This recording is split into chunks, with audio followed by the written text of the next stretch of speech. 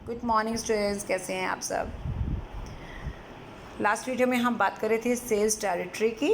तो आज हम बात करेंगे प्रोसीजर ऑफ एस्टेब्लिशिंग और रिवाइजिंग सेल्स टेरिटरी। मतलब क्या है कि जब भी हम सेल्स टेरिटरी बनाते हैं, एक तो पहले वो प्रोसीजर देखेंगे और उसके बाद कई बार हम उसको रिवाइज़ करते हैं, तो उसका क्या तरीका होगा उसको चेक करेंगे। तो सबसे पहले हम बात करेंगे कि किस तरीके से हम डिसाइड करेंगे कि सेल्स टेरिटरी कैसे बनानी है। सबसे पहले हम देखेंगे, सेलेक्ट करेंगे बेसिक कंट्रोल यूनिट। मान लीजिए हमने एरिया को जोग्राफिकल मतलब सेल्स जो टेरिटरी है हमने डिसाइड करनी है, वो जोग्राफिकल लोकेशन के बेस पे करनी है या फिर कस्टमर के बेस पे करनी है, प्रोडक्ट के बेस पे करनी है। तो कोई भी बेस हमारा हो सकता है जो हमें कन्वीनियंट लगे, राइट। तो मान लीजिए सबसे पहले आपने लोकेशन बेस पे यानी कि जोग्राफिकल लोकेशन के आधार पर आपने अपना एक डिसाइड कर लिया कि हमने एक तरीके से पूरे सिटी को पार्ट्स में बांट लिया या पूरे देश को डिस्ट्रिक्ट में, और इस तरीके से हमने डिसाइड कर लिया, ठीक है। उसके बाद फिर आप अगर मान लीजिए कस्टमर के आधार पर बांटना चाहते हो तो फिर आप इंडस्ट्रियल कस्टमर भी हो सकता है, आपका होल सेलर हो सकता है, रिटेलर हो सकता है, इस तरीके से हो सकता है।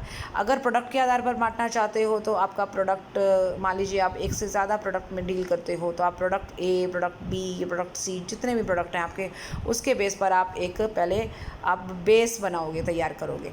उसके बाद आ रहा है एस्टिमेट करना, फिर sales potential for selected control units. अभी हमने ये देखना है कि हमने जो एरिया अभी सिर्फ हमने एक बेस सोचा है, राइट। उसके बाद हम कंट्रोल यूनिट इसलिए हम कर रहे हैं, कंट्रोल यूनिट का मतलब होता है अभी हमने फाइनलाइज नहीं किया है, अभी हम ये इसके ऊपर एक टेस्टिंग करेंगे, उसके बाद हम फाइनल फेज़ में जाएंगे, ठीक है। तो हम ये देखेंगे कि हम उसका जो है उसका उस एरिया, उस आधार के पे जो हमने डिसाइड किया है उसका पोटेंशियल कितना है, वहाँ पर हमारी सेल्स कितनी होने के चांसेस हैं। तो हम एक एस्टीमेट लगाएंगे अपने जो भी हमारा सेल्स हो सकती है उसका सेल्स पोटेंशियल क्या रहेगा, हमारे जो कस्टमर हैं वहाँ पे कितने हो सकते हैं और वो कितना बाई कर सकते हैं, कितना परचेज़ कर सकते हैं। अच्छा, बहुत सारी चीज़ें हमारे ऊपर भी डिपेंड करती हैं कि आप किस तरीके से इतना एडवर्टीज़मेंट पे खर्च कर रहे हो, आपका प्रोडक्ट कैसा है, उसका प्राइस कैसा है। तो डेफिनेटली जो कस्टमर का बिहेवियर होगा, कस्टमर का जो रिस्पॉन्स होगा, वो आपकी मार्केटिंग स्ट्रैटेजी पर, आपके प्रोडक्ट की क्वालिटी पर भी तो डिपेंड करता है ना, वो बात भी आपको ध्यान में रखनी है, ओके।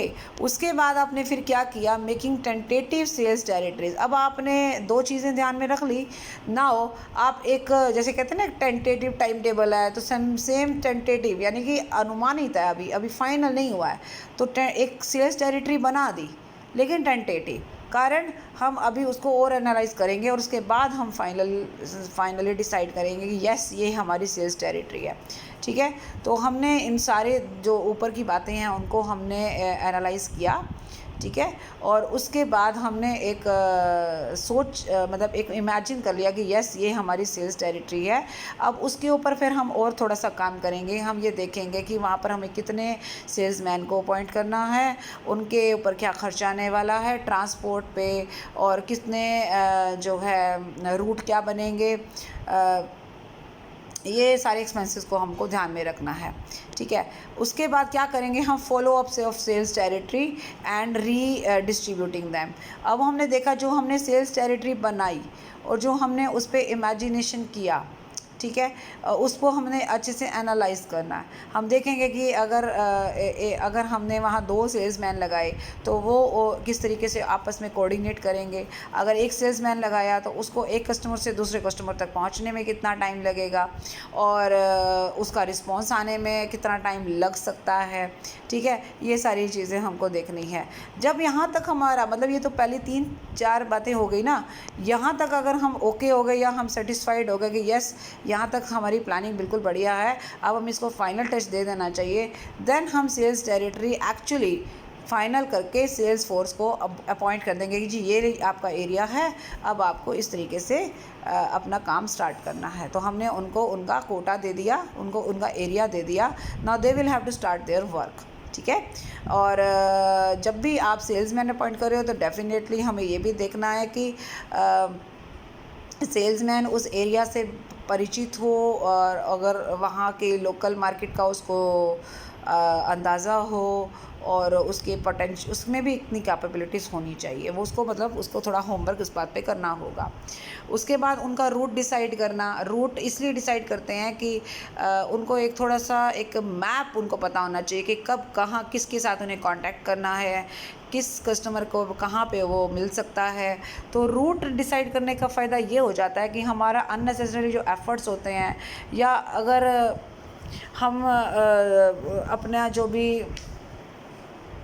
कस्टमर के साथ कांटेक्ट करेंगे तो हमारा ट्रांसपोर्ट पे भी खर्च होगा, हमारे और एफ़र्ट्स भी लगेंगे, वो कम से कम खर्च में हम ज़्यादा से ज़्यादा एफ़र्ट्स करके और अपने कस्टमर को ज़्यादा से ज़्यादा कन्विंस कर पाएँ।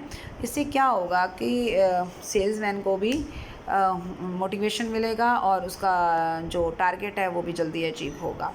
नाउ शेड्यूलिंग करना है तो डेफिनेटली ये भी डिसाइड करना है कि आपको कितने लोगों से कितने टाइम में कांटेक्ट करना है, एक जगह से दूसरी जगह जाने में आपको कितना टाइम लगना चाहिए, ट्रैफिक जैम है या व्हीकल में प्रॉब्लम है या आप वेदर में अगर कोई प्रॉब्लम है देन आपको कितना टाइम और लग सकता है। तो वो मार्जिन रख कर आपको शेड्यूलिंग का मतलब होता है कि हर एक्टिविटी के लिए आपको टाइम दिया जाएगा, भी इस टाइम में आपको ये काम ख़त्म करना है। तो ये आप टेबल देख सकते हो, ये जितने भी स्टेप्स हमने बताए ये थे procedure of establishing sales territory. अब हम करेंगे रिवाइज़ की, यानी कि रिवाइज़ करते क्यों हैं, मतलब रिवाइज़ यहाँ पे अब आपने देखा होगा कि हमने कहाँ रिवाइज़ किया, हमने यहाँ रिवाइज़ किया है। जब हमने ये देखा कि टेंटेटिव सेल्स टेरिटरी बनाई, हमने फॉलो अप किया। अब फॉलो अप में मान लो हमें कोई कमी नज़र आई, ठीक है, हमें पता लगा कि जो हम सोच रहे थे कि एक कस्टमर से दूसरे कस्टमर तक जाने में इतना टाइम लगेगा या फिर और कुछ इस तरीके की प्रॉब्लम है जो शायद हम फर्स्ट प्लेस पर नहीं देख पाए, वो हमें बाद में पता लगी, देन हमें उसको रिवाइज़ करना पड़ेगा, राइट। मान लीजिए आप कोई टाइम टेबल बनाते हैं और 1-2 दिन आप उसको इम्प्लीमेंट करते हैं बट वो नहीं हो पाता, तो मे बी उसमें कोई प्रैक्टिकल प्रॉब्लम्स हैं, तो नेक्स्ट टाइम आप उस प्रैक्टिकल प्रॉब्लम्स को हटा के देन उसको फिर दोबारा से रिवाइज़ करेंगे। तो वही बात यहाँ पे भी आपकी लागू होगी, ठीक है। तो रिवाइज़ हम क्यों करेंगे, रिवाइज़ का मतलब यही होता है कि कई बार जब हम फर्स्ट टाइम पे सेल्स टेरिटरी डिसाइड करते हैं तो हमारा शायद अपने जो हमारा मार्केट है उसको लेकर हमारी इन्फॉर्मेशन शायद कई बार रॉन्ग साबित हो सकती है, या हमारा होमवर्क शायद उतना स्ट्रांग नहीं था जिसकी वजह से कुछ कमियां बाद में निकल कर आती हैं, देन हमें अपनी सेल्स टेरिटरी फिर से डिसाइड करनी पड़ती है। तो रिवाइज़ इसलिए करनी पड़ती है। और इसके अलावा भी अगर मान लीजिए कंपटीशन पहले कम था, जब आप बना रहे थे तब कम था लेकिन अचानक ही कुछ ज़्यादा हो गया, तो आपको जो है थोड़ा सा आपको उस पर दोबारा काम करना पड़ेगा। इंट्रोडक्शन ऑफ न्यू प्रोडक्ट्स, तो प्रोडक्ट अगर हमारा नया है तो आप याद रखिए कि आपको एक्स्ट्रा एफर्ट्स करने पड़ेंगे, इसलिए आपको सेल्स टेरिटरी जब बनाओगे तो मान लीजिए आपने सेल्स टेरिटरी छोटे बड़े साइज़ की बना दी, बट अगर नया प्रोडक्ट आप लॉन्च करने वाले हो तो now you will have to decrease the size of या reduce the size of sales territory, unequal sales potential in different sales territory। मान लीजिए अगर 2 एरिया की पोटेंशियल सेम है तो डेफिनेटली वहाँ पे एफर्ट्स भी सेम लगने चाहिए, ठीक है। ऐसा नहीं है कि एक जगह आप एफर्ट्स ज़्यादा डाल रहे हो दूसरी जगह कम हो, अगर दोनों का पोटेंशियल सेम है तो एफर्ट्स भी सेम होने चाहिए। Now creation of new districts और न्यू स्टेट्स, कई बार क्या होता है कि कुछ नए एरियाज़ डिसाइड कर दिए जाते हैं, या अगर हमने जोग्राफिकल लोकेशन पे माना है और एक ज़िले को 2 पार्ट्स में बांट दिया और 2 ज़िले बना दिए, 2 डिस्ट्रिक्ट बना दिए, नाउ आपका टेरिटरी में चेंज आना स्वाभाविक है। Next is change in government policy. Government policy में भी डेफिनेटली चेंजेस आते रहते हैं which is beyond your control, आपकी कंट्रोल के बाहर है। You can't change those policies but you will have to coordinate with those policies, right. So in that case you will have to change the size of sales territory और efforts of sales territory. Change in consumer behaviour, consumer का behaviour बहुत unpredictable हो सकता है। May be आपने consumer के change behaviour यानी जैसे फैशन के अकॉर्डिंगली उसकी एक इनकम के अकॉर्डिंगली आपने जब सेल्स टेरिटरी डिसाइड की, लेकिन बाद में पता लगा कि उसमें काफ़ी बदलाव आ गए, then you will have to revise that sales territory. Now change in distribution policy. अभी डिस्ट्रीब्यूटर आपके पहले कम थे, अब ज़्यादा हो गए, या पहले ज़्यादा थे अब कम हो गए. अभी जो मिडल मैन था वो चेन बड़ी थी, अब आपकी चेन छोटी हो गई, तो अकॉर्डिंगली आपको सेल्स टेरिटरी में बदलाव लाना होगा. डिक्रीज्ड क्लिंटेज का मतलब क्या है? ग्राहकों की संख्या में कमी. तो कई बार क्या होता है, कस्टमर शिफ्ट हो जाते हैं या कस्टमर स्विच कर जाते हैं एक प्रोडक्ट से दूसरे प्रोडक्ट पर. तो ऐसे में भी आपको, या एक एरिया से जब कस्टमर दूसरे एरिया में चला गया है तो सेल्स टेरिटरी में भी तो बदलाव लाना ज़रूरी हो जाएगा. What are the main other reasons में वही, अगर आपके इंटरनल रिसोर्सेज में कमी ज़्यादा या कम ज़्यादा हुए हैं, आपके पास स्किल्ड और अनस्किल्ड लोगों की संख्या में बदलाव आया है, पॉलिटिकल चेंजेस आए हैं, इकोनॉमिक चेंजेस आए हैं, कोई नेचुरल क्लैमिटी आ गई है, कोई मिस हैपनिंग हुई है, इस तरीके की चीज़ें आने से भी हमारे सेल्स टेरिटरी में बदलाव आना नेचुरल है. Now the last portion of this video and this chapter is reasons for not establishing sales territory.